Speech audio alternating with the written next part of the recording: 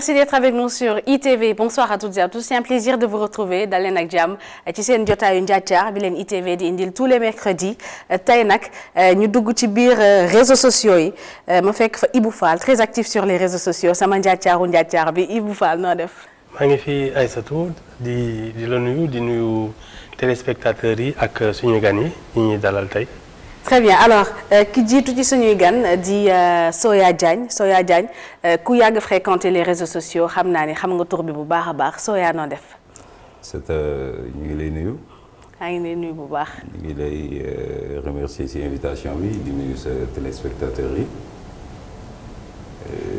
di ñaan yàlla def émission bi gindi askan bi. Alors keneen suñu deuxième invité di Naty Dread Naty Seydi Ndiaye Naty noo def. Merci. Très bien alors je veux juste dire que dinañ nekk en duplex ak suñu benn confrère Babacar Ndaw Faye di journaliste fii ci E-Média di rédacteur en chef bu site emedia.sn maa ngi leen koy wax sànq tey dañu dugg ci biir réseaux sociaux yi xam ngeen ni ci Sénégal ci 16 millions de personnes yi fi yeewoo am na ci juróom-ñeenti millions yoo xamante ne ni dañuy jëfandikoo internet bu baax a baax ci ñooñu noonu am ci ñoo xamante ne li ñuy ëpp li ñuy jëfandikoo ci internet mooy réseaux sociaux yi muy Facebook muy Twitter muy Instagram muy Snapchat muy même TikTok bi nga xam ne bi ñu ko commencé utiliser Sénégal fii nii yàggul trop ki nga xam ne moo di Cheikh Hassana Fall tey pour indi suñu sujet daal nañuy defal benn taxaw seetlu am na ñu ñuy woowee activiste am ñu ñuy woowee ay blogueur am ñu ñu woowee ay influenceur ndax activistes yi blogueurs yi ñoom ñëpp ay influenceur lan mooy influenceur lan la ñuy xaar ci influenceur tey tontu li ngeen war ko am ci seen jotaayu njàccaar mais laata ñoo démarré dañuy dem seetaan reportage bi nga xamante ne ni Cheikh Hassana Fall defal nañu ko. ci jamono yi ñu nekk soo duggee ci internet bi lee am na ñoo xam ne seeni wax bind vidéo wala sax seeni statut nit ñi dañuy daw di ko wëri ji. mu nekk ci Facebook Twitter Instagram YouTube wala sax ci TikTok ñooñee lépp loo xam ne dugal nañ ko nit ñi dañuy daw dem seeti ji ko ngir fas yéene ko partager waaye ñooñee ñuy woowee ay influenceurs lan la ñuy tekki. su ma la naree wax influenceur wax dëgg fa yàlla ci nan la ñu ko définir man xamuma ko parce que baat bi ci boppam baatu tubaab la. nee nañ baatu tubaab la mais soo demee ci dictionnaire muy livre bi ñuy xoolee téere bi ñuy xoolee kàllaamay tubaab yi existé yëpp mot boobu baat boobu influenceur existé wu fa. waaye formateur bii di Mountaga Cissé di xamle ne influenceur moo di. nit koo xam ne dafay yëngatu ci internet bi mën na nekk blogueur mën na nekk activiste waaye dafa dem ba créer benn notoriété. mën na nekk sur Facebook mën na nekk sur Instagram. mën na nekk Twitter wala mu nekk YouTube mën na sax nekk TikTok nga xam ne réseau bu bees la maanaam topp boobu ñu koy topp nag moom mooy dem ba tax su lu mu wax dañ ciy bàyyi xel léegi nag loolu moo koy yóbbu ci mën ci sax am xaalis. réewub Sénégal ak fi mu toll nii connexion bi nekk loo xam ne ñu bëri dañ koy am di nekk ci internet bi lu ñu mënti doon di def mbir yu bëree bëri waaye Sénégal ci boppam est-ce que am na nit ñoo war a tax ñu leen di woowee ay influenceurs su dee am na tamit ñooñi seen liggéey ndax toll na fu sore. Sénégal am na influenceur bu baax a baax ndax gis naa si ñoo xam ne daanu fexe ba am influence ci doxalinu ay mbir. bu ne influence nag mooy dañuy fexe ba loolee doon am mu am beneen façon boo xam ne mi ngi am fekk ñoom ñoo tax en fait muy am wante degré boobulee ñuy wax ci biti réew tax ba ñuy andi ay changement yu bëree bëri ci benn société ndax diw wala diw wax na lii wala wax na lële loolu wax dëgg yàlla gisaguma ci réew mi. Brice moom su fekkee ne moom ba léegi nangulul ñenn ñi ñu leen di woowee turu influenceur li ko waral moo di nu ñuy doxalee la. li ñuy gis fii lan la posté bind loo xamante ni si day yàq àddunay nit wala day gàkkal carrière nit nga posté loolu pour man su dee mooy influenceur ñi ngi koy yàq du. Ousmane moom mi jiite tamit kuréelu journaliste yi xam ne dañoo spécialisé wu ci TIC moom di xamle ne su fekkee ne am na barrière bu ñu war a wutal ñii ñuy woowee ay influenceur fii ci Sénégal lenn la war a doon na. mooy ñu bañ a wax lu ñaaw bañ a yàq der.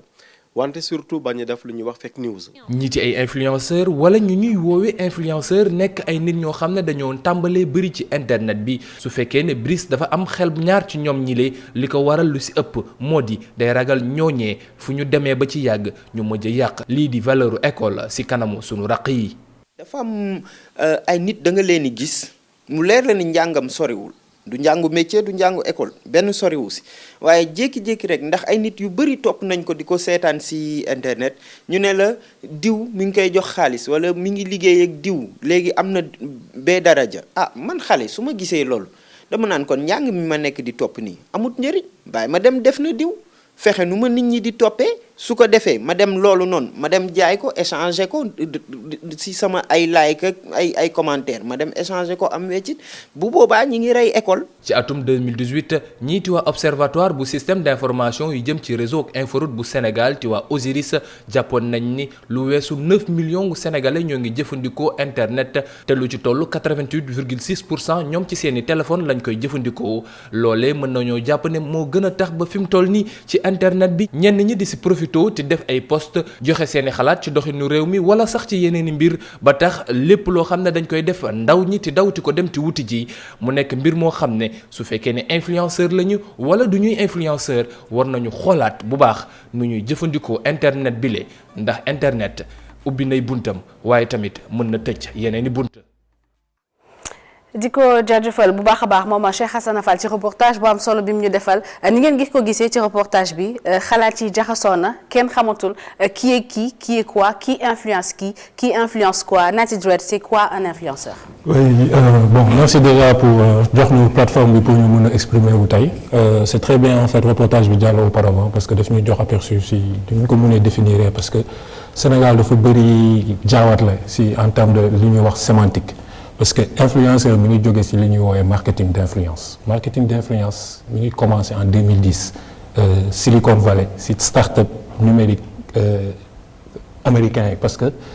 amuñu woon moyen pour def les campagnes de marketing traditionnelles mooy maanaam jënd ay affiche et cetera léegi ñoom tey ci seen stratégie dañoo waroon ut ay procédures wala ay jëflukaay li leen di permettre tey ñu atteindre nit yi sans pour autant dépenser. léegi ils ont mis en place des process. léegi dafa am benn métier bu bees bu ñu woowee gross hacking mooy li nga xamante ne da lay permettre tey nga andi ay nit ci sa plateforme léegi ci biir plateforme bi dañoo def lu ñuy woowee marketing d'influence mooy maanaam da ngay gis ab nit bu am notoriété bi nga xamante ne dafa am ab communauté bu bëri bi nga xamante ne kooku mun na influencer mode de consommation bu communauté boobu ñu dem signer ay partenariat ak ñoom quand on parle d'influenceur dafa war a am relation marque ak blogueur auparavant avant même ñuy jublu ci public bi parce que tey ci ginnaaw marque bi li muy ut mooy jaay marchandise am jaay produit am quand on parle de marketing d'influence on parle tout le temps de jaay revenu parce que yow tey loolu moo lay permettre start-up mu dox te tey am na ay procédés moo tax ñuy wax marketing online li lay permettre nga traquer maanaam su ma signé woon tey partenariat ak yow ci marketing d'influence nga def benn post man tey ci sama bureau mun naa xam ñaata nit ñoo gis post bi ñaata nit ñoo yegg ci site bi ak ñaata nit ñi nga xamante ne jot nañ jënd loolu mooy marketing d'influence léegi dañuy jaawale li ñuy woowee leader d'opinion ci réseaux sociaux dafa am ay nit seen liggéey mooy dañuy ñëw ci réseaux sociaux yi di wax nag am na ñi nga xamante ne seen thématique moo leen di permettre tey ñu créer communauté boobu noonu mais tant que amul relation marque ak nit ki influenceur bi on parle pas d'influenceur on parle de blogueur on parle de marketing d'influence parce que tey mooy li muy wax conversion bi dafa am solo mënoo ñëw toog di wax nii rek man influenceur la te mënoo influencer nit mu changer mode de consommation. Très bien alors Soya ndax Sénégal am na influenceur. maa ngi lay remercier Aïssatou encore une fois de plus moi je pense que Sénégal amul influenceur. amul influenceur parce que comme li Naty wax influenceur c'est ñetti procédé la normalement. bu fekkoon ni day am ñetti procédé lay war a nekk ça veut dire la personne bi nga xamante ni dafa jóg nekk ci réseaux sociaux yi mais sans de façon désintéressée di défendre ay passion am di partager ay passion am ay avem au fil du temps mu dem ba am groupe yu bari yoo xamante ni ñu ngi koy suivre di ko topp parce que li muy partager ak li muy wax amal na nit ñi njariñ ci seeni orientation ak ci seen consommation à partir de là-bas dafay indi benn intérêt ci ñi nga xamante ni ñoom ñooy les entreprises de fabrique mooy li naati di wax les marques day indi ci ñoom benn fabrique parce que effectivement su amee benn société boo xamante ni il y a 9 millions de personnes yu fay évoluer par jour loolu 9 millions de personnes soo ko génnee ci le nombre d'habitants des Sénégalais mais li ci des du bari nous sommes entre 15 et 16 millions donc soo enlever 9 millions de personnes ça veut dire li ci des du bari alors su fekkee ni yow sa marque bi nga xamante ni da nga soxla visibilité à travers une personne tu arrives à toucher le maximum de personnes loolu mooy le marketing c'est-à-dire moi je peux considérer le vrai influenceur c'est le nouveau agent de marketing boo xamante ni dafay évoluer ci web bi autant quand nous on faisait par exemple l'agent marketing ou bien le petit agent commercial da ngay jóg gàddu sa sac dugal sa produit dem def porte à porte essayer xamal nit ñi sa produit maintenant su fekkee ni avec l'internet en un clic tu peux toucher plus de 6 millions de personnes alors loolu effectivement c'est quelque chose boo xamante ni c'est louable mais amul Sénégal. Très bien alors Nati nee na Sénégal amul ay influenceurs avant may ñëw ci Ibou amuñu ay influenceurs ndax wala am nañu influenceur. bon tout dépend nag tey si yow campagne boo bëgg def en fait quoi. bu fekkee tey da nga bëgg def benn campagne pour branding pour gars yi xam sa marque. mun nga dem contacter gars yooyu nit yi les leaders d'opinion wala les. mais est-ce qu'un leader d'opinion nekkul un influenceur. non parce que tey mënul influencer sa mode de consommation parce que comme ni ma la koy waxee. c'est très quand tu es une grande compagnie. par exemple nga bëgg jaay sa benn produit à la masse nga dem si benn influenceur doo am 100 commandes. Wally Seck c'est un leader d'opinion ou pas. Wally Seck c'est un leader d'opinion généralement sax quand on parle. mais Wally mën na jaay produit parce que Wally Seck mën na sol benn yëre tey. foofu laa doon jublu en termes de définition générale bi. les trois composantes yi ñuy wax influenceurs c'est les blogueurs yi nga xam te ne ils ont une très grande communauté. les artistes et les célébrités. par exemple Wally Seck moom c'est un influenceur parce que dafay changer mode de consommation bi. su ma demee si génn si Sénégal jël exemple yu mag tous ay ñoom Kim Kardashian. ñoom tey ay influenceurs lañ parce que dañuy modifier mode de consommation wu nit yi. à travers seen benn poste ñooñu c'est des vrais influenceurs. soo génnee cadre artistes yi parce que ñoom am nañ communauté bi nga xamante ne mun nañ leen changer loo seen mode de consommation mais suñu jëlee exemple yu par exemple ay ñoom Brice. wala ay ñoom Moutaga wax. tey mënuñu changer loo mode de consommation nit yi mais soo bëggee seen ñu xam sa marque mun nañ xam sa marque waaye xam sa marque tamit du tax nit ki mu ñëw jënd wala mu ñëw mu dépenser xaalisam ci sa marque donc loolu mooy vrai problème yi ñun suñu cadre liggéey sax jot nañ ko def jot nañ def ay partenariat jéem ko def te comme ni ma la ko expliquer am na ay procédures yu ñuy permettre ñu suivre ko mais soo ko expliquer influenceurs yi dañuy ne finalement nañ bàyyi partenariat bi parce que xam nañ ne mënuñu la andil tey sans vente te nag comme ni ma la ko waxee jaay moom saa am vente moo am solo quoi. Ibou Fall leader d'opinion influenceur. xam nga ñun lan moo ñëw daal d'abord internet dafa indi loo xam ne xam nga bu njëkk. rajo télé wala journaux yi ñooy seppi ki war a wax ki war a mën a génn télé ki war a mën a ki suñuy bind sax kii ñuy tudd turam. taskatu xibaar yi ñoo koy seppi. ba nga xam ne lu néew moo doon am kàddu te ñooñu donc suñuy wax dañ leen di déglu li internet indi mooy kenn seppeetul dara da ngay xëy di waxal sa bopp di wax ak nit ñi directement soxloo kuy dox seen diggante mooy taskatu xibaar yi moo tax fi mu nekk nii ñii ñuy wax dañu boole métier yu bari tënk leen maanaam d'abord da ngay wax ak nit ñi yow yaay janoog nit ñi directement c'est-à-dire soo nekkee sa blog wala sa kii ñii ngay bind soxlawul kenn ku la naan li war nga ko wax ak waroo ko wax c'est direct looloo indi fii mu nekk nii ñu ñëpp suñu bopp daf ci jaxasoo léegi xam nga ñun lan mooy suñu problème ci affaire influence d'abord dama gëm ne affaire comment on dit souveraineté maanaam da ngay njëkk a moom sa bopp. damay jox benn exemple boo xam ne dafa rëy ba kenn réagirul te daf may reetaanloo récemment capitaine d'industrie sénégalais yi dañu créer le club des investisseurs. ñoom dañu ne dañu tàyyi ci tubaab yi ñëw fii ñu leen di jox marché yi tali yi lu xew pétrole beeg gaz bi ñoom ñu dajaloo mooy ñoom waa Sedima waa xawma lan ku nekk ñu def seen club ne dañuy indi capitalisme kii local président bi dem indi KFC xam nga fi ngay xam ne ñun mënuñu nekk influenceur parce que suñu xel moo soriwul yow da nga ne sénégalais nga da ngay indi ay habitudes de consommation. Capitaine d'industrie loolu la war a def surtout su dee da nga ne nationalisme bi loolu ngay woote. li nga njëkk a def lu rëy mooy indi américains yi teg ko fi ne kon nag nañu lekk ay KFC lii mooy tax. ñun mënuñu nekk ay influenceurs parce que dañu moomagul suñu bopp. xam nga soo bëggee nekk influenceur. da ngay ñuy dégg ay McDo ak yooyu nga nekk sénégalais mën a lancer marque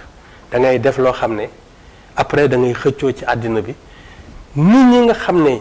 ci yow la ñu topp yow la ñu yaakaar. mën a def ni yow mais yow ci sa bopp li ngay lekk ak li ngay doxalee da nga koy jëlee bitim réew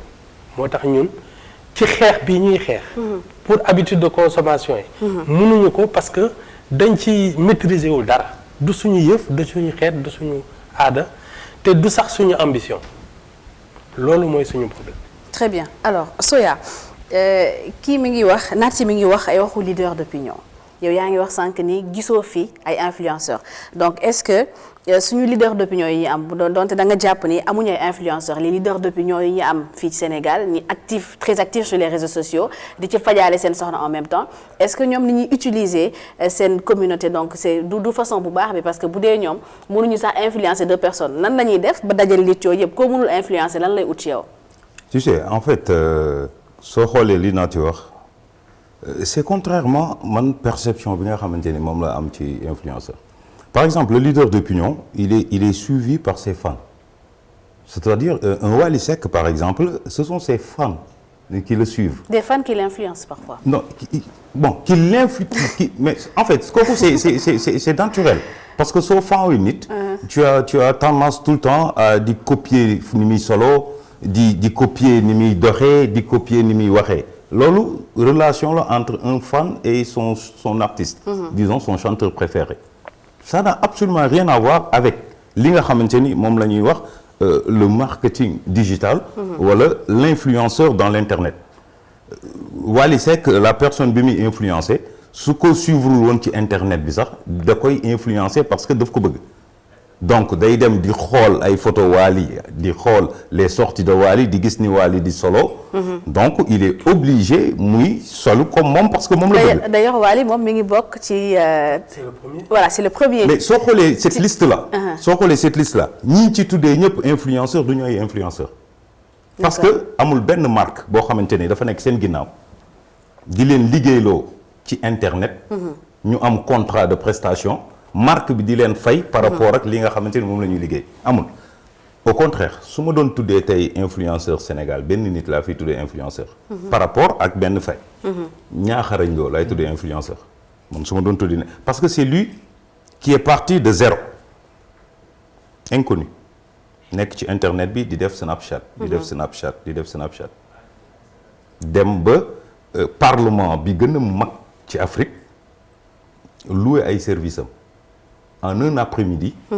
il a fait parler de CEDEAO comme jamais ni ko nit mën a waxee parce que CEDEAO daan na am. depuis ñu nekk CEDEAO day am. seeni réunion d'ouverture ou de clôture da daan am chaque fois ay session day am. mais il a fallu que benn jour président CEDEAO bi je sais pas kan moo ko xelal loolu. non xelam moo fa toll. mais par contre su fekkoon ni dafa bëggoon attirer l'attention des Africains par rapport ak li ñuy def ce jour-là il a réussi parce que il a fallu que ñaaxarañ loo def snap bi rek. mais toute la presse tout le Sénégal. attends ñëpp même s'ils en ont parlé de manière négative. voilà même s'ils en ont parlé de manière négative. mais l'essentiel est que tout le Sénégal toute la presse a su que ce jour il y avait une session pour la CEDEAO. mais Naty foofu lay interpeller Naty nag parce que dafa ne parce que Naty moo ñu war a wax naka la ñuy def comment reconnaître un vrai influenceur parce que kii nee na Niakharañ Lo c'est un influenceur parce que amoon na événement daan na am des années auparavant kenn mosu ci wax Niakharañ wax ci donte nit yi waxuñu ci de façon positive. wax nañ ci quand même est-ce que ça c'est un vrai influenceur. Bon, man Niakharañ Lo, je le considère comme un créateur de contenu. Man, je me considère influenceur. Je sais que, moom la ñuy woowee vlogging. moom dafa yore Snapchat di partager ay informations nit yi di ko si suivre. léegi nag dafa am foule bu bëri bu koy suivre effectivement comme nu mu ko waxee. Personne n'a jamais autant parlé de la CEDEAO booy bii Niakharañ Lo waree def couverture médiatique bi. léegi nag dafa am lu ñuy woowee disruption ci suñu langage loolu c'est différent. ak influence yow nit mun nga nekk sa média wu bopp tey. ak internet yow tu peux être ton propre média. ñun Niakharañ Lo dañ koy considérer comme un propre média parce que Niakharañ Lo lan mooy métier snapchateur du président moom sax da ngay wax day accompagner président suy voyager gis nañ ko ci élection yi donc ñun on le considère. et c'est l'un des rares ñi nga xam ne dañuy nekk dafay activité ci réseaux sociaux yuy nangu carrément que moom da nga koy fay mu defale li nga bëgg. waaw da nga koy fay mu defal lu la bëgg mais xam nga Niakharañ Lo c'est nekkul woon. cadre CEDEAO di jaay benn produit. kon xam nga mënuñu ko dugal ci dans le cadre du marketing d'influence. mais xam nga sànq ba nga lay expliquer bu fekkee da nga bëgg couverture médiatique parce que nit yi dañoo am audience xam nga tey li gën a important moom c'est normal journalistes yi ñu xaw ci mer mais lan moo gën a am importance tey fekkee da ngay jàllale message. foule bi koy jot wala kii di jàllale message bi léegi yow da nga koy xoolee comme nit bi nga xamante ne moom dafa war a jàllale message am nga presse classique bi. am nga Niakharañ Lo. Niakharañ Lo mun na la permettre nga jot 1 million de personnes presse classique bi mun na la permettre nga jot 100 000 personnes yow kan ngay dem seet. ça dépend ci noonu ngay xoolee analyse bi quoi. bon pour nit ñi nga xamante ne ñun suñu profil loolu la ñun tey mesure la ñuy xool combien de nit la ñuy toucher en termes d'audience bu fekkee ne dañuy jaar ci marketing ci web. donc tey suñu amoon campagne bi ñuy def ñu gis ne Niakharañ moom moo ñu gën a mun a andil vue ak audience. si nit yi si Niakharañ la ñuy dem parce que moom moo am audience boobu noonu moom moo am nit ñu koy suivre et la preuve Soya wax na ko. CEDEAO kenn musul waxee nii si CEDEAO que ce soit en bien. waaw léegi lan la ñuy wax ci CEDEAO xam nga yéen a ngi nan wax nañ ci CEDEAO xam nga lan mooy wax ji CEDEAO du ay waxi caaxaan nañ ca war a waxee man li ma njëkk a jaaxal mooy naka la Cissé Lo nekkee président CEDEAO man loolu ba léegi dafa ëpp sama bopp mais loolu sax du problème. mais député. non mooy naka la nekkee député Sénégal. non loolu moom. mais loolu pour nga franchir comme CEDEAO il faut nga nekk député Sénégal. non mais loolu Ibou loolu xam naa. non xam nga lu tax wax ji fu mu toll. mooy su dee dañuy wax si session CEDEAO dañu war a wax ban njëriñ lañu amal parce que ñi leen yóbbu foofu. ak liñ fa war a wax ak li fa nar a génn ba ñu koy waxtaanee du ay caaxaan. non mais or man dama déggul sax waxuma la sax Xarañ Lo mais Cissé Lo ci boppam laa gisul lu mu wax ci CEDEAO ba mu amal ma njëriñ. ah non mais Ibou c'est très important li muy expliquer nii parce que en fait dafa am caxasoo bu si am parce que Niang moom commenté wul deful dara Niang li mu doon def mooy. diffuser en live mais daf ci mën a commenté yéen tamit. day diffuser en live les gens ils regardent par eux-mêmes. attendez parce que man ni commentaire yu ma gis. sur Twitter mooy les gens ils voient ce qui se passait au sein de la CEDEAO ñoom ñooy jugé par eux-mêmes moom ce qu'il faisait day snappé gars yi gis contenu yu snap bi interprété à leur guise moom il fait aucune interprétation. Mais tu sais, moi je pense que le but recherché bi ñuy jël Niakharañ Lo parce que ñi ko jël xamoon nañ ni que il n'est pas journaliste. que est-ce que niveau étude am may na ko sax mu mën a def synthèse wala rapporter exactement les faits wala comprendre même li nga xamante ni moom mooy xew biir CEDEAO. donc pour man l'objectif de ñi ko jël c'était juste pour attirer l'attention des Africains et particulièrement des Sénégalais que à telle date kat il y avait eu une session d'ouverture de la CEDEAO. Maintenant ça nous a permis et ça a permis à beaucoup de Sénégalais de s'intéresser lan moo xew après ouverture bi. Le lendemain mais il y avait benn ruée bu grave ci presse écrite bi pour regarder exactement qu'est-ce qui s'est passé à CEDEAO. Parce qu'on a vu maintenant pour tontu un peu Nati, c'est-à-dire en marketing c'est pas tout le temps quand il s'agit de vente rek qu'on peut parler de produit. Alors CEDEAO ouverture am dañ koy interpréter comme benn produit parce que il fallait à ce que les Africains particulièrement les Sénégalais puissent savoir que ni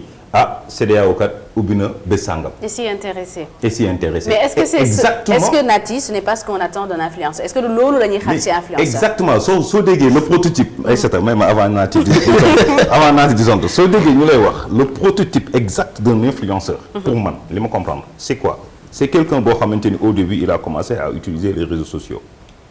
en faisant partager ses passions ses avis. Au fil du temps il a été suivi par beaucoup de gens nit ñu bari topp nañ ko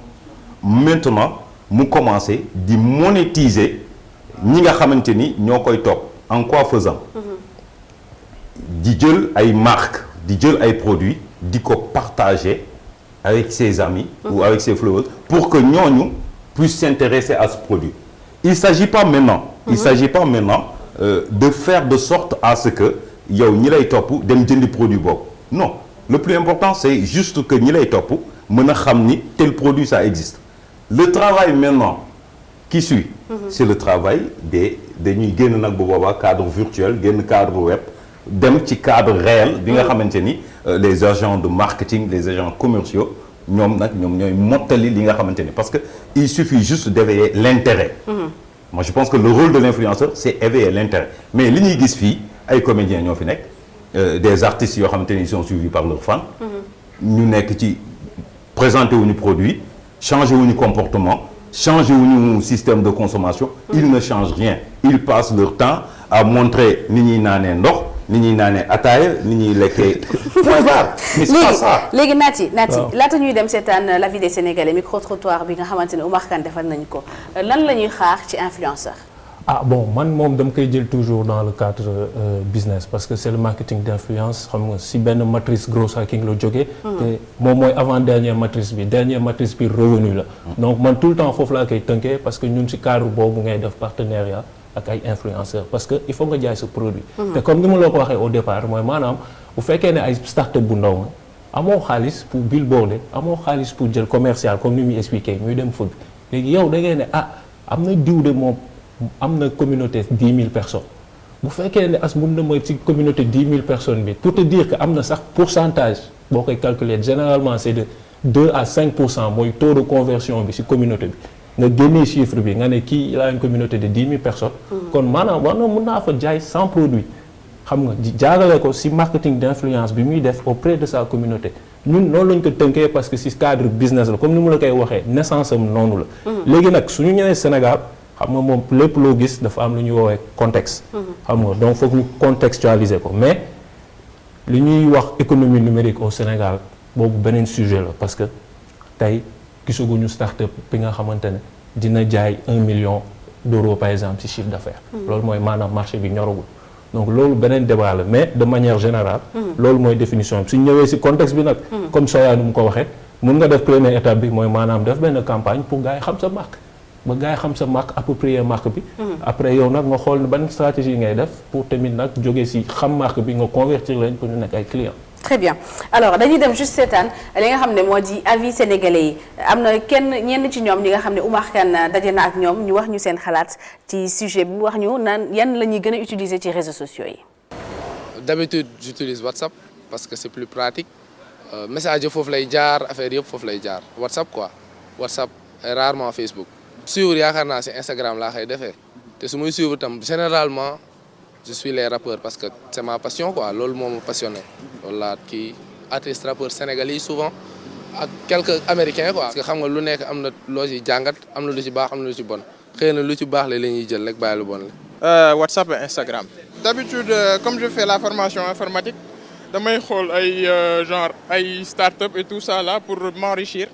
Néanmoins aussi damay xool yenn stars yi xam nga di xool seen actualité et tout ça mais c'est juste pour li may gën a utiliser mooy dans le domaine éducatif. Man influence bi je dirais positivement quoi bien que dinaa ko utiliser des fois pour caaxaan et tout ça mais le côté éducatif bi man lay gën a kii quoi lay gën a sóoraale quoi. man réseaux sociaux yi nag maa ngi WhatsApp laay faral di utiliser ak genre ay Facebook YouTube affaire yooyu. Bon man nag li may suivre Facebook bariwul noonu rarement laa fay dugg. non genre intéressé wu ma quoi moo tax. bon damay utiliser Instagram Facebook ak WhatsApp. Twitter des fois déjà man dama am entreprise sama bopp MH Design donc dama koy utiliser juste pour mën a booster sama visibilité ak samay vente et tout. carrément man côté sport mais à part ça stylisme quoi parce que man ci loolu laa nekk ci loolu laay yëngu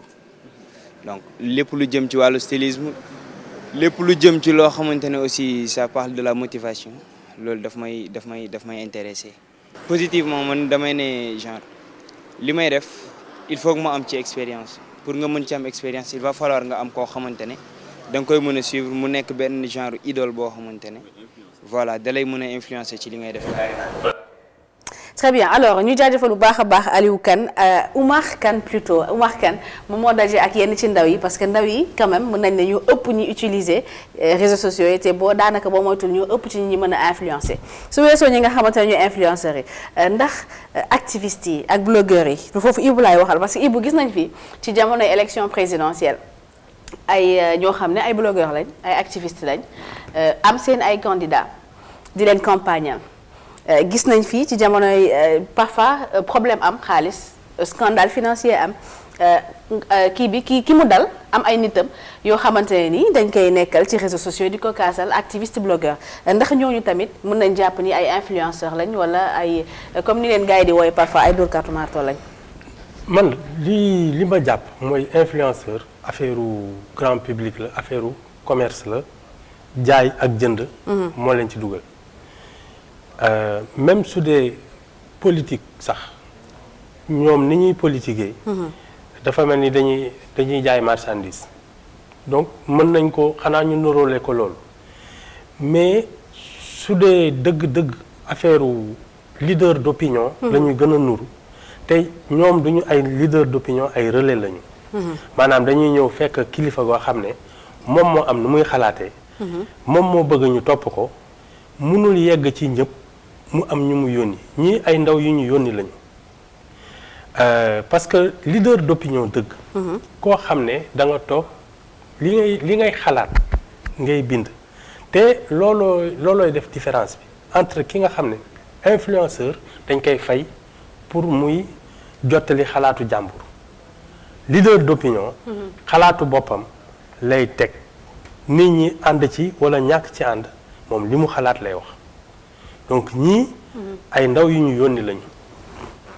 très bien ay ndaw yu ñu yónni lañu. ay relais lañu. très bien mais duñ waaw. alors on signale que Babacar Ndaw Faye très bien donc Babacar Ndaw Faye moo ñu rejoindre moom dañ koy am en duplex mu war a joxe xalaatam ci thème bi Babacar Ndaw Faye nekk rédacteur en chef bu site emedia.sn site groupe Emedia Invest Babacar Ndaw maa ngi lay nuyu. très bien alors Babacar yaa ngi seetaan boobu ba tey yow lan nga jàpp ci waxtaan bi ñu fi jot a waxtaanagum depuis boobu ba léegi ci influenceurs yi. alors waxtaan bi am na solo trop mais man damay xaw a dugg rek ci lancé bi Ibou Fall wax dafa mel ni dafa am lu jaxasoo tuuti ci concept bu ci nekk. kan mooy influenceur kan mooy leader d'opinion kan mooy problème boobu lañ am principalement j'ai l'impression ci suñu réseaux sociaux yi de façon générale carte gi dafa desee leer c'est-à-dire kenn day tëb rek parce que am na benn message bu jàll wala am na benn post bu mu def bu am kii rek après mais je n'ai pas assez clair parce que en réalité c'est de nouveaux métiers yoo xam ne de façon générale parce que c'est des métiers parce que bu fekkee dañ ci daan sa doole di ci mu doon source de revenu pour certains mënuñu bañ ne léegi c'est devenu du web de façon générale mais pour man carte gi dafa dese leer souvent dafa am ñoo xam ne dañuy jouer benn jeu mais bu ñu wone en réalité ñi nekk ci ginnaaw jeu boobu dañ lay yóbbu tuuti ci benn voie amasser un maximum de public d'audience mais ni ñuy utiliser audience boobu à d'autres fins parfois mu am souvent désaccord ba suba ëllëg si biir bu éclaté coow topp leen sécurité alors que dans d'autres pays surtout les pays anglophones c'est des métiers yoo xam ne les gens dañ koy assumer c'est-à-dire doo ñëw à visage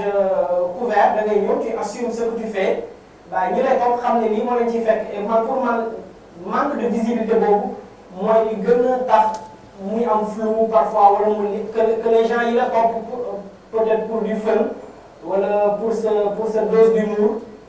souvent ils se sentent trahis parce qu'ils se sentent vendus parce que dañ leen utiliser en fait comme marchandise pour leen jaay leen feneen. Très bien alors Soya Babacar mu ngi koy wax léegi nee na nit yi du ñu assumé wu au Sénégal dañuy ñëw à visage couvert la ñuy wax que lii ak lii la est-ce que du loolu moo tax nit ñi naan lu ci ëpp ci activistes yi blogueurs yi wala même ni ñuy woowee influenceurs c'est des politiciens encagoulés. Tu sais man damay xaw a d'accord tuuti ci li Ibou Fall wax effectivement ay relais ñoo fi am. C'est-à-dire man par exemple à un temps. bi nga xamante ni j'étais intéressé par la politique et je défendais benn cause c'était cause Khalifa Sall. Il ne se passait pas une journée boo xamante ni au minimum du ma wax ci moom 20 fois parce que je m'étais dit il est en prison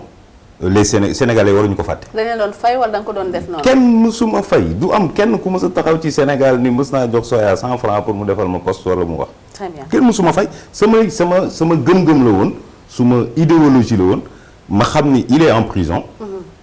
Pour man dama gëm ni il a été condamné de manière injuste donc il fallait quelqu'un boo xam ne day taxaw wax ci moom ma nekk ci di wax.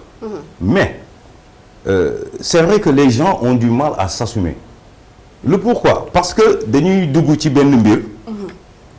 ragal ko. Am des intérêts inavoués ou bien am xalaat boo xamante ni ci la ñu jëmee nit ñi dañ koy nëbb. Alors bu ñu demee ba ci biir commencé nag mel ni dañuy jël nit ñi ak lañ leen ñii dañ leen di meeb ci humour ñii dañ leen di meeb ci ay postes yoo xamante ni peut-être c'est plutôt des postes pour conscientiser un peu la masse. Alors bu ñu demee ba ci biir nax leen jël leen yàqal leen ci leneen loo xamante ni du loolu moom moo taxoon nit ñi ñëw ci moom. Mais quand on parle d'activiste moi je dis que Sénégal benn activiste moo fi am et d'ailleurs mooy profité ci sa antenne di ko nuyu muy Guy Marius Sagna di ko nuyu fi mu nekk di ñaan yàlla na ko fa yàlla gaaw génne benn activiste moo am Sénégal. muy Guy Marius Sagna ñeneen ñi li ñuy def lépp xam nga lan la wax kese l'activiste c'est quelqu'un qui préfère les actes à la parole loolu mooy activiste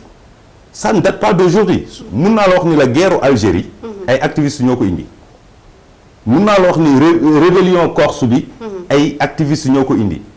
ainsi de suite révolution boo gis ci àdduna mu am ba si révolution française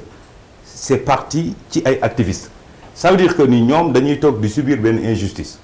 à un moment donné ils se sont dit injustice bii ñuy dund mënatuñ ko nangu et ils se sont organisés en groupe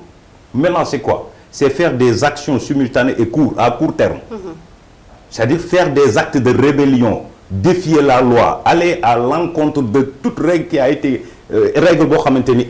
société bi établir na ko loolu mooy activisme jamono di dox ba ñu changer activiste par militantisme politique mais tey bu ñuy wax Sénégal benn nit rek mooy génn ci réseaux sociaux dem passer par des actes concrets et courts. Très bien ñëpp di ci wax muy Guy Marius Sagna. C'est la seule personne que je considère comme un activiste. Alors Nati, est-ce que l'activiste, le blogueur, il a le droit d'être militant? Bon ndax ki nga xam ne activiste wala blogueur. Bon il faut que ñu arrêter doo gars yi tamit parce que tu vois. Non dooruñu leen parce que non xam nga dañuy leeral mais on peut pas mettre tout le monde dans le même sac. Parce que tu vois on peut pas généraliser en fait quoi parce que ku nekk blogging déjà dafa bëri ay façon de bloguer. xam nga am na ñi nga xamante ne ils en ont fait un métier c'est tout à fait normal. kii mi BNF lu mu wax c'est très important parce que nee na gars yi duñu assumer. mais Sénégal tamit dafa am lu fi am mooy maanaam gars yi dañuy nangul yeneen dëkk yi parce que il a donné l'exemple des anglophones. gars yi dañuy nangul yeneen dëkk yi yenn affaire mais soo nekkee yow biir Sénégal nga koy defal Sénégalais yi duñ la ko nangul loolu tamit foog ñu wax ko. parce que tey les blogueurs anglophones yu muy wax noonu ils trouvent des exemples francophones yi nga xamante ne dañuy référé wu si ñoom. ba pare dañ lay jox sax respect mais respect boobu mënoo ko am fii Sénégal parce que dama la koy wax xool rek fii mën naa laaj nit est-ce que yow nit dina la influencer nga nangu ne moom influencer na la. parce que da nga koy xool ci jikko sénégalais yi loolu foog ñu wax ko. deuxième chose bi mooy il y a ce qu'on appelle le nouveau paradigme numérique gis nga nouveau paradigme numérique dafa am lu ñuy woowee l'espace civique bi am ak le cyberespace. xam nga cyberespace nit yi dañ koy dégg. et il y a ce qu'on appelle les cyberactivistes. il y a des gens yi nga xamante ne dañuy toog seen kër dem ak site présidence jàllale fa message c'est des hors-la-loi. je donne l'exemple de Anonymous. loolu c'est de l'activisme parce que comme ni mu koy wax ils ont transgressé la loi dem ci site président. ak ko jàllale fa message donc il faut que tamit ñu éviter xam nga di def li ñuy woowee une utilisation conventionnelle. du blogging ou de l'activisme ñenn. ils sont des activistes. mais est-ce que les blogueurs yi nga xam ne dañoo récloo parce que man am na ay blogueurs yu may suivre di leen lire yow par exemple tu fais partie des blogueurs yoo xam ne dañ leen di suivre di leen lire dañuy donner des informations utiles mais est-ce que ces blogueurs là cette catégorie de blogueurs nit yi dañ leen di topp ba est-ce que ndaw yi dañ leen di topp. bon man sama bopp laa mun waxal. man dama am liggéey bu may fay blogging dama koy def parce que c'est ma passion. te bi mu siy dugg man je suis un introvert. kii laa donné un exemple le professeur Ibou Fall laa donné un exemple. bu leer nañ avant mode de communication bi télé la te dafa am ay nit yi nga xamante ne ñoom rek ñoo am kàddu léegi am na ay nit suñu genre yi dañoo bëgg suñu kàddu nit yi dégg ko. si les réseaux sociaux yi ñëwee si lañ dem Twitter par exemple di wax suñu ay kàddu kàllaama bi nag am na ay nit yu ne ñun suñu kàddu daf leen intéressé ñun duñu wax si lu ñu maîtriser wu. suñu domaine de compétence la ñuy wax léegi am na ay nit yu ñuy suivre am na ay nit yu ñuy déglu comme ni mu ko waxee sànq. man li may bind utuma ci dara damay jàllale information parce que dafa am tuuti xam-xam bu ma am mu leer na ma ñeneen ñi xamuñu ko ñu koy jàllale ñooñu te ay nit comme man bëri nañ léegi nag comme ni mu ko waxee sànq nag am na ñeneen tamit dañ ci def liggéey parce que léegi comme ni mu ko waxee c'est les nouveaux métiers du web loolu la ñuy wax même la monétisation du blogging da ngay def sa stratagème tey pour ëllëg ci biir boo amee communauté tu cherches à monétiser parce que tamit il faut nga dund il faut nga fay dépense il faut nga fay courant il faut nga fay sa loyer loolu tamit bu ko gars yi di fàtte. xam nga l'investissement est lourd. oui bu ko la dernière chose bu ma bëggoon wax. et c'est très très très important. il y a ce qu'on appelle la création de contenu local. xam nga man damay expliquer parce que au Sénégal Afrique de manière générale. ñun ñëpp ci réseaux sociaux yi la ñuy yem. il y a 35 000 recherches par seconde sur le moteur de recherche Google. gis nga tey soo demee nga tapé Dakar. wala Sénégal soo tapee Sénégal Ebola mooy génn soo tapee Dakar Rallye Paris Dakar mooy génn c'est parce que on n'a pas suffisamment de contenu local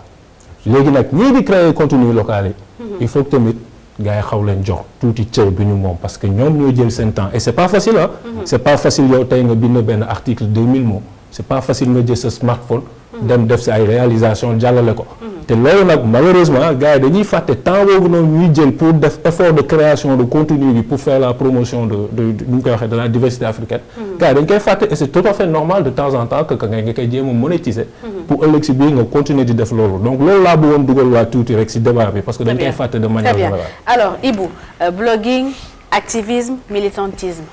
alors man blogueurs yi effectivement dañuy toog joxe seen xalaat mën nañ jàpp ne c'est des comment dire ça ay leaders d'opinion ay njiit lañu. ay kilifa lañu am nañu xam-xam ñu ngi koy tasaare te nit ñaa ngi leen di dégg soo ci ànd ak soo ci àndul mais mën nañu indi xel ak xalaat ba ñëpp di ko bokk. activisme effectivement mooy dox loo xam ne day tax su doon réew mi nii la ko gisee woon nga fexe ba ñu soppi doxalin. mais li mu wax ci benn activisme mooy Guy Marius Sagna xëy na man loolu laa àndul xam nga dama xamul ndax yéen a ngi fàttaliku jamono ay 90. waxu secteur informel daf fi jóg ñëpp naan waaw ñii dañuy ñëw jékki-jékki jël seen taabal teg fii la ñuy sawee fii lañuy xam nga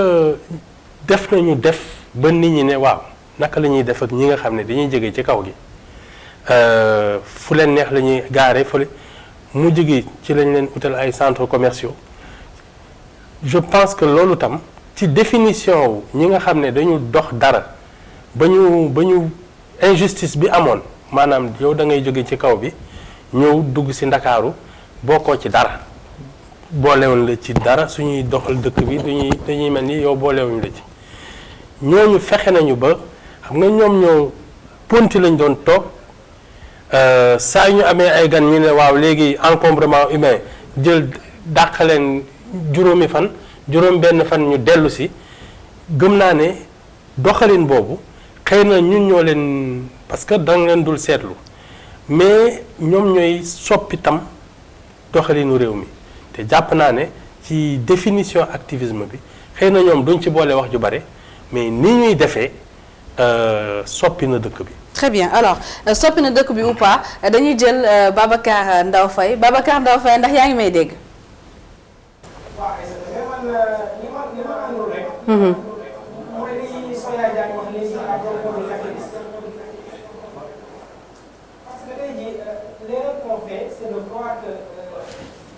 le web dafa nekk beneen monde à part tey jii c'est devenu un terrain d'action en réalité. mënoo dissocier ce qui se fait dans le monde du web ak ce qu'on vit dans la vie de tous les jours. li mu wax ci historique ou révolution historique ou activisme ba jëm ci militantisme politique c'est très vrai c'est important. mais aujourd'hui fi mu daaneelawul mooy loolu dafa am une suite logique boo xam ne suite logique boobu moo dem jusqu'au militantisme du web. Il y a de vrais activistes yoo xam ne dañoo am une influence réelle sur la vie politique de leur pays maintenant loolu dafa am ute ak ki nga xam ne dafa toog salon rek coow romb mu ngi ko commenter et puis mu koy commenter également sans avoir forcément les éléments qu'il faut sans que mu am en réalité sax une action parce que loolu mooy la base de l'activisme il faut une action qui sous-tend un peu idée bi ngay défendre wala idéologie bi nga jàpp ne moom nga war a défendre mais action boobu am na ñoo xam ne en réalité même fii au Sénégal bu élection amee ñu ne la par exemple bërëb sangam pouvoir bi dafay bëgg a couper internet bi wala pour flouer affaire yi mais les gens il y a des sociétés enfin des associations qui sont là ay associations activistes yoo xam ne dañuy joxe ay astuces ci nan la ñuy contourner failles internet yi nan la ñuy contourner bu réseau bi brouillé nan ngay mën a def ba mën a jàllale xibaar bu fekkee réseau bi dafa down yooyu c'est des actions réelles yoo xam ne mën nga ko méngale ak li Guy Marius Sagna di def ci terrain bi c'est toujours des actions c'est toujours différent également ak li nga xam ne mooy la personne lambda bi toog saaru coow bu romb rek mu ne ah diw de nangam posté ko sur Facebook ça c'est pas une action en réalité. mais am na ñoo xam ne effectivement dans le c'est de véritables activistes et qui œuvrent ci wàllu maintenant est-ce que dañ leen xam wala xamuñu leen. parce que aussi dafa am loo xam ne activisme web moo xaw a ànd ak tuuti. benn caay-caay boo xam ne dafay laaj. souvent tu n'as pas besoin de fës wala ñu xam ne diw mooy def lii mais il y a des gens qui font de grosses actions yu am importance yu am influence ci cours élection yi ci orientation idées yeeg yooyu. ba ci ni ñuy fan ngay changer sa carte nan ngay kii ak affaire yooyu ñuy créer ay sites. di faciliter yu bari c'est des actions réelles ponctuelles mais sans forcément que ñooñu dañ koy def ànd ceeg fës à côté. Très bien alors Soya Nati je pense que Nati yow la BNF daal di rejoindre li nga doon wax yow la interpellé mais dafa rejoindre li kii doon wax léegi. donc Soya nee na BNF nee na moom jàpp na ni am na ay activistes yoo xamante ne doon te wàccuñu ci terrain bi ñi ngi def liggéey bu am solo sur la toile. non mais en fait Babacar dafa xaw a peut-être il n'a pas bien compris li ma doon wax c'est-à-dire ñu ne ñu nekk ci benn cadre bien défini. par exemple dañu nekk ci cadre réseaux sociaux. réseaux sociaux bi daf ci am ñu bari ñoo xamante ni tey ils se définissent comme des activistes ils pensent que ils sont des leaders d'opinion alors que en action c'est zéro kooku mënul jàppee boppam activiste c'est par rapport à ça laay wax c'est-à-dire il y a qu'une seule personne que man bu ma xam boo xamante ni il est fréquent régulier assidu sur réseaux sociaux et quand il s'agit de faire des actions il descend avec sa petite bande dem def ay actions loolu tax man kooku je peux le considérer comme un activiste mais je parle pas de manière générale comme ñoom naati ji nga xamante ni ils se sont am nañ seen i code am nañ seen. Nadi c'est un blogueur. non. c'est un activiste en même temps. non c'est à part c'est en fait am nañ benn groupe boo xamante ni tey. peut-être ils peuvent orienter les Sénégalais par rapport ak yenn choix yi su waree intervenir dans le net comment utiliser comment protéger tes données personnelles comment ça je peux comprendre non je parle pas de ça dañu nekk ci cadre politique la Ibou doon wax ñu nekk ci cadre politique nekk ci benn monde virtuel boo xamante ni ça n'a rien à voir avec le monde réel maintenant la seule personne bi nga xamante ni il arrive à faire benn liaison entre le monde virtuel et le réel di génn par le virtuel di def ay actions court et précis man kooku lay jàppee activiste. Très bien. Maintenant le blogueur comme ni ñuy wax l'influenceur ça concerne le marketing la monétisation le blogueur c'est un rédacteur en chef c'est-à-dire c'est quelqu'un boo xamante ni il est passionné par le fait d'écrire de partager ses passions ses avis ses orientations religieuses culturelles ainsi de suite loolu mooy blogueur mooy naati mu toog moom li ko neex mu xam ko maîtriser ko son ci domaine am mooy l'outil informatique alors il partage ses passions son avis ses informations en l'écrivant le blogueur c'est un rédacteur en chef rédacteur mooy blogueur. Très bien genre Babacar Ndaw Faye l'activiste bi ñuy wax fii nag naan ñii ay activistes lañ. du ñu activiste ay bande de copains la yoo xamante ni. ils se sont regroupés en clan ils défendent tey Soya wax na ci leaderam Omar Ibou Fall loo xamante ni ça ne les arrange pas. En bande ils sortent ils se jettent sur lui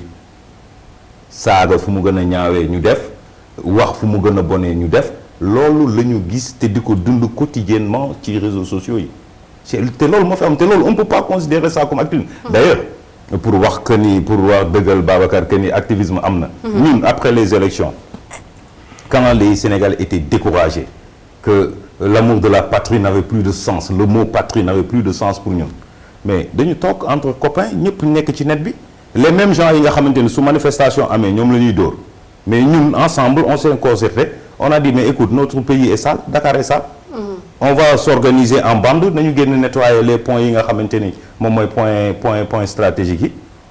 ñi nga xamante ni tey su manifestation amee ñu wàcc ci tali bi ñoom la ñuy dóor di leen gaz lacrymogène pourtant pendant que ñu leen di dóor toog seen kër di tëdd nelaw ñun ñooy wàcc di nettoyer VDN ñooy nettoyer stade ñooy dem Kaolack ñooy dem fu ne di nettoyer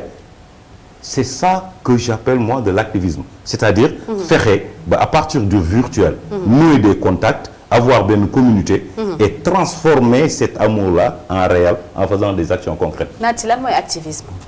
man franchement je n'ai vraiment pas la prétention de wax kan mooy activiste wala kan moo nekkul activiste mais li ma xam mooy xam nga il a compris li mu wax parce que dafa xam ñun suñu réseau xam nga ñun yaa ngi wax ndax man blogueur laa wala activiste je veux bëgguma ñu centre débat bi si man mais man je suis dans une organisation bu tudd Africtiviste ñun on est une cyberligue d'activistes effectivement ñun tout ce qu'on fait ñun ñoo defoon campagne de plaidoyer bi gars yi bindee article bi ñu changé code de la communication bi bu dugal ci article 27 bi qui xam nga lu ñuy woowee net neutralité qui donne le pouvoir aux opérateurs de couper internet ñun ñoo def campagne de plaidoyer en ligne bi pour mettre la pression sur les opérateurs pour que de telle sorte que tey jour élection bi internet de couper ça c'est de l'activisme durant les élections 2012 xam nga on avait créé une plateforme bu tudd Sunu 2012 qui nous permettait de faire le monitoring et le reporting des élections mais bu ñu doon war a wàcc place de l'Obélisque xam nga ñu ngi fa woon parce qu'il fallait filmer et diffuser en temps réel loolu sax tey moo ñu permettre ñu liggéeyoon ak observateur wala RFI et cetera 2019 bis repetita même chose dem Tamba dem Kolda dem Saint-Louis ñun ce qu'il faut comprendre c'est des actions qu'on commence sur internet et on fait le pont pour jàll si dans la vraie vie mais malheureusement comme ni mu la ko waxee ñun lu ñu intéressé du ay célébrité wala du wax diw moo def lii du wax diw moo def lii ñun dañuy def lu ñu war ak lu ñu mën ak suñu ay moyens ak auprès de notre communauté on n'a vraiment pas la prétention de wax lii mooy activisme wala lii du activisme mais lu ñu xam mooy même BMF mi ñuy wax dafa am ay niveau d'engagement gis nga nit bu toogee këram sentir na niveau d'engagement am si def benn post Facebook la dañ ko war a encourager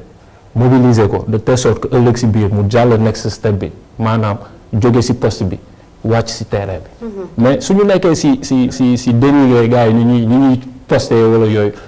il faut comprendre que nit ku nekk soo créer sa compte yaa moom sa compte yooyu yaa xam loo fay def déjà loolu mooy base bi quoi après nag si influence la ñu jublu pour jéem a changer mode d'utilisation yi. Très bien alors Ibou Fall. mu ngi wax Naty mu ngi wax bay wax affaire engagement ku nekk sa engagement fu mu yem foofu la yem BNF mi ngi wax sànq am na ñoo xamante ne c'est des activistes lim na li waa activiste doon def ba léegi nii Naty ñëwaat na ci Soya mi ngi naan moom li mu jàppee activiste mooy ki nga xamante ne nii day def ay affaires ci réseaux sociaux yi mais quand même il passe à l'action. C'est quoi un activiste pour yow? Enfin c'est vrai que activisme moom il faut que nga am looy def. mais xam nga ñun dañu nekk ci société boo xam ne du ñëpp a nekk ci réseau yi benn du ñëpp a gëm ne internet ak li fa nekk am na njariñ parce que effectivement soo toogee di bind ak di kii réseau yi ngay waxal ak yooyu am na ci réew mi ñi fi bokk yëguñu sax ne yaa ngi dund donc c'est bien c'est-à-dire de s'exprimer ak yooyu mais li ma la wax mooy ñii nga xam ne dañ leen boolewuloon ci dara par exemple yéen a ngi dégg li xewoon ci affaire gerte gi prix bi ak yooyu paysans yi xëy jël seen gerte di ko jaayi feneen ba ñuy commencé naan soo moytul usines yi du ñu am kii man ci ñooñu laa koy boole même su dee xëy na réseaux sociaux yi duñ ci wax xëy na amuñu incidence ci internet mais gëm naa ne réew mi ci boppam ni mu bindoo ñi nga xam ne dañu jàpp ne c'est le secteur informel boolewuñ leen ci dara ñooñu seen dundin chaque jour activisme la parce que ñoom ñu ngi fexe ba seet naka la ñuy changer réew moo xam ne dañ ci bokk te amul loi amul lenn loo xam ne ñu ngi koy def jëmale ko ci ñoom mais ñoom seen activisme du xëy na ñun li ñuy mën a gis ndaxte dunduñu ko mais ñoom ñi nga xam ne soo xëyee ne da nga bëgg a am métier am ko kii am ñoo mën a defanteel mais yow déggoo tubaab parce que jàngaluñ la ko amoo carte commerçant amoo dara mais il faut nga dund nga ñëw jël sa taabal teg ci mbedd mi police di la fa fekk di la génne di la di loolu foog naa activisme la te sénégalais yi ñu ngi koy def chaque jour te du benn du ñaar dañoo bari. très bien alors laata ñu ñëwaat dañuy dem seetaan parce que waxtaanee nañ influenceur waxtaanee activiste waxtaanee blogueur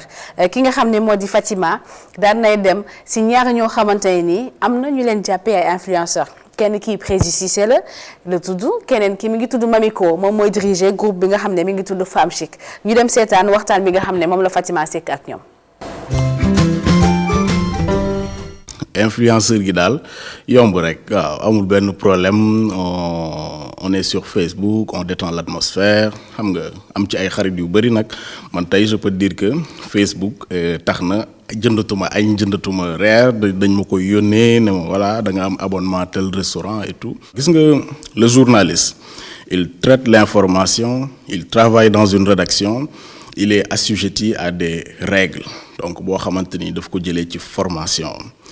léegi influenceur bi vecteur de communication la donc je dis tous les jours il faut encourager les nouveaux métiers ça c'est important donc je donne la jurisprudence de Niakharañ Lo qui était au tribunal de la haine je vais dire xam nga ku nekk naan wéy diw waruta invité Niakharañ Lo parce que nangam ak nangam man dama jàpp ne Niakharañ Lo c'est un vecteur de communication il a une audience bi nga xamante ni dañ koy suivre tous les jours. C'est un nouveau métier, le fait de véhiculer donc une information, de faire la promotion d'un produit à travers Facebook, une plateforme digitale. Donc on peut utiliser notre humour pour faire passer des messages. C'est très important. Bon, moi je le gère au mieux, je vais dire, parce que dafa nekk yan la bu diis parce que nit koo xam ne dañ la jël daf la référence loo wax. ñu gëm la loo ne lii baax na ñu gëm la donc c'est très subtil comme rôle parce que tu n'as pas le droit de donner de fausses informations amoo droit tamit ut ay yaama neex comme par exemple yow neexal nga ma dara ne ma waxal ni sama jean bi baax na ma ne sa jean bi baax na du ma ko def damay xam ne yow li ngay jaay qualité la et je le fais naturellement sans demander de l'argent sans être payé donc mu nekk rôle boo xam ni yombul yenu ñu bëri dañ koy jël yaakaar ni c'est quelque chose de simple mais c'est pas quelque chose de simple parce que ce sont des gens dotés de raison et d'intelligence qui t'écoutent di la suivre xam li ngay wax donc c'est quelque chose boo xam ni c'est pas un rôle boo xam ne yow yaa koy jox sa bopp ce sont les gens ñoo lay xool ba nga doy leen ñu ne kii doy nañu pour information yu ñuy jox lu mu ñu wax mën nañ koo gëm parce que nit la koo xam ne elle est honnête nous ne sommes pas parfaits nous sommes des êtres humains dañuy def ay erreurs dañuy juum et ce qui fait de nous ce que nous sommes aujourd'hui des gens normaux voilà. très bien ñu jaajëfal bu baax a baax Fatima mi nga xam ne moom moo demoon waxtaan ak Bamiko bu Femme Chic waxtaan également ak Prési Cissé Soya Prési Cissé nee na c'est un nouveau métier il faut ñu encourager le nouveau métier moom jàmm la ci gis parce que depuis mu commencé am ñu koy suivre jëndatul añ jëndatul reer day am téléphone yu bees day am oto yu bees. ma koy nuyu sama doom jooju Prési Cissé suma xarit la suma doom la mais par contre je suis pas d'accord avec lui. Tu sais journalisme métier la écrivain métier la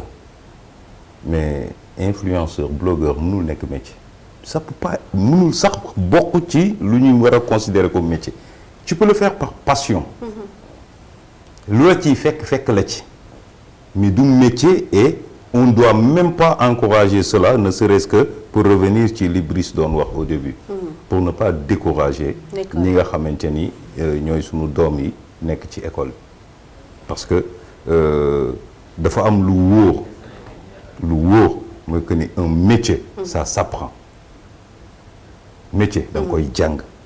métier du loo xamante ni da ngay jékki-jékki nii de par benn audience boo am rek tu en tires profit et tu penses que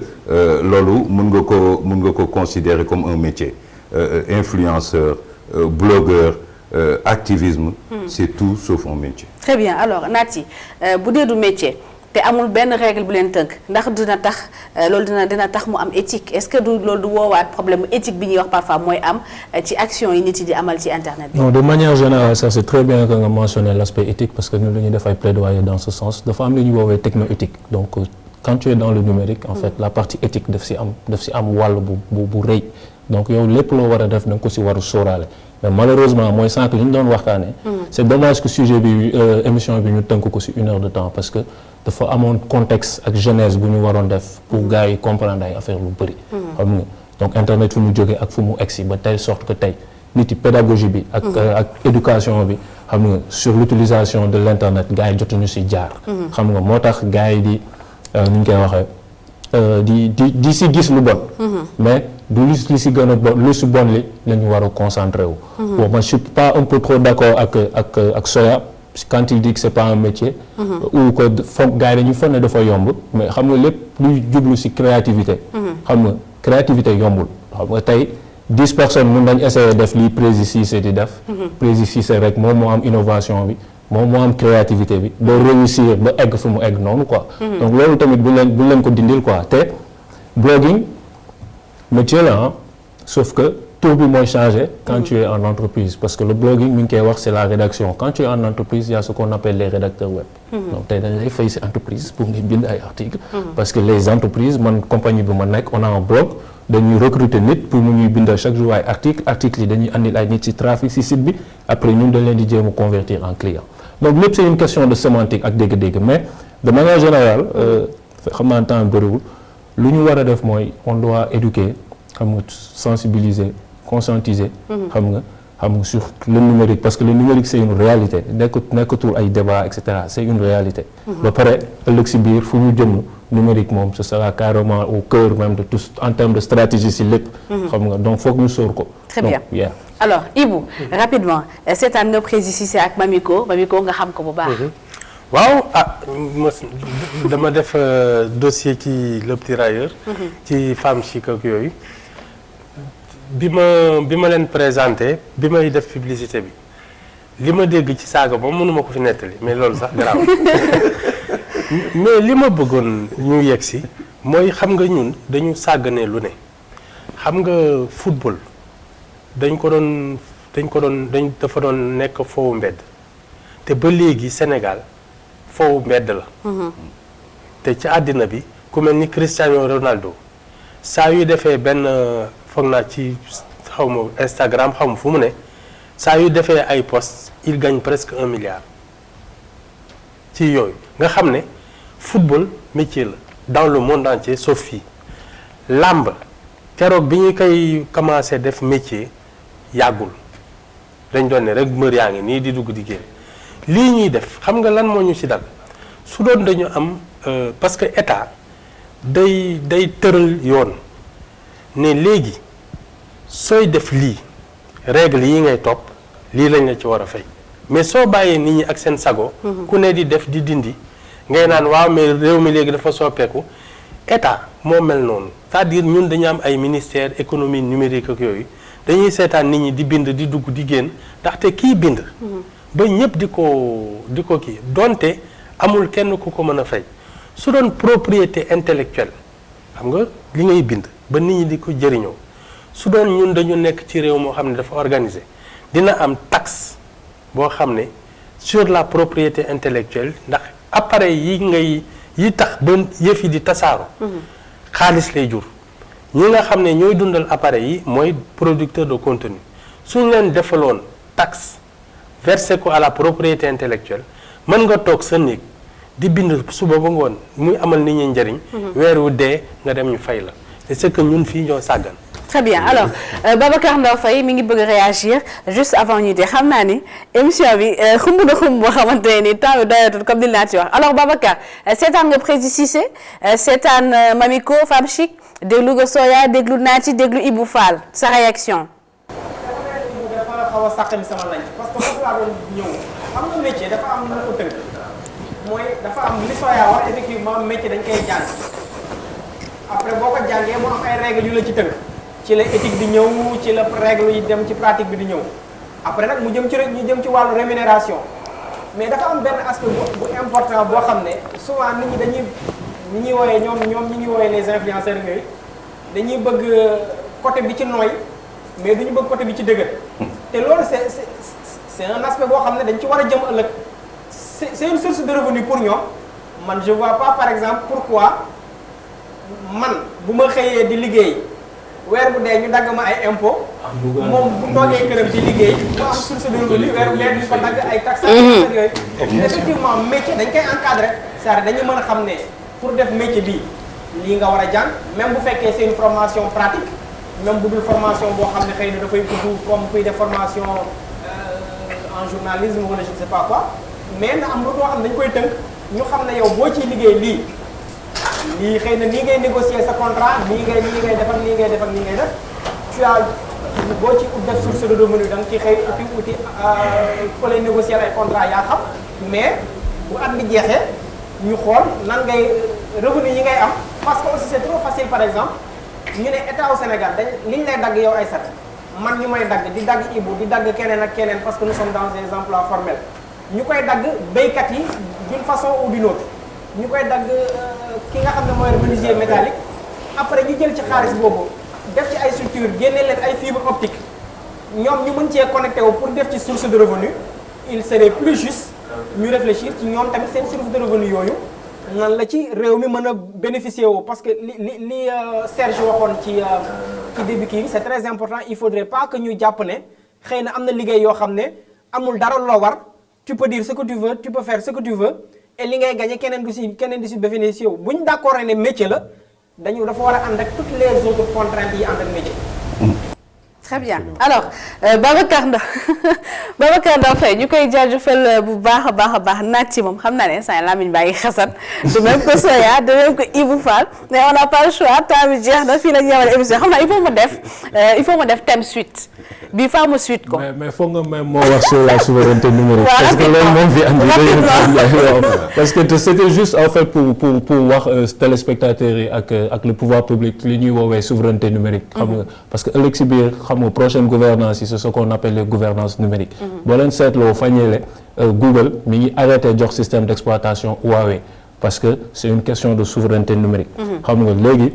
plus nga am sa matériel bopp plus nga am sa plateforme bopp te tey fii Sénégal y a les compétences y a les ressources xam nga na si gars yi bàyyi xel. ba pare na gars yi bàyyi di joxe tout le temps toute seen information yi plateforme yi ñuy utiliser maanaam ay Facebook WhatsApp et cetera. parce que ëllëg si biir xam nga le moins nga partager de données le moins tu seras souverain quoi loolu si plaidoyer boobu lañ nekkoon loolu rek laa bëggoon nga may. très bien alors loolu day ñëwaat ci protection des données personnelles xam naa loolu beneen sujet lay doon Soya maa ngi lay jaajëfal bu baax a baax. di la jaajëfal Aïssata kontaan trop partager émission bi ak Naty il m'en a appris aujourd'hui xam naa ni bu ma fi jógee dafay doon suma professeur. et puis di wax di d'accord aussi ci li Babacar wax. effectivement métier moom loo tànnu ba ni lii mooy suma métier. nangul li nga xamante ni mooy contrainte yi mu ñëw tegu sa kaw. très bien. cependant. rapidement balaa Sira di ma rey. non y a pas de problème donc c'est bon. ok c'est bon dañ koy yemale foofu. jërëjëf. waaw ñoom kay ñu tàggoo ci jàmm. très bien alors di remercier également toute l'équipe technique bi nga xam ne ñoo nekkoon derrière les caméras nekk ci régie bi ci liggéey bu am solo bi di leen jaajëfal yéen téléspectateurs u ITV di leen jox rendez-vous mercredi prochain ak yeneen jàccaar leen souhaiter également un joyeux Noël.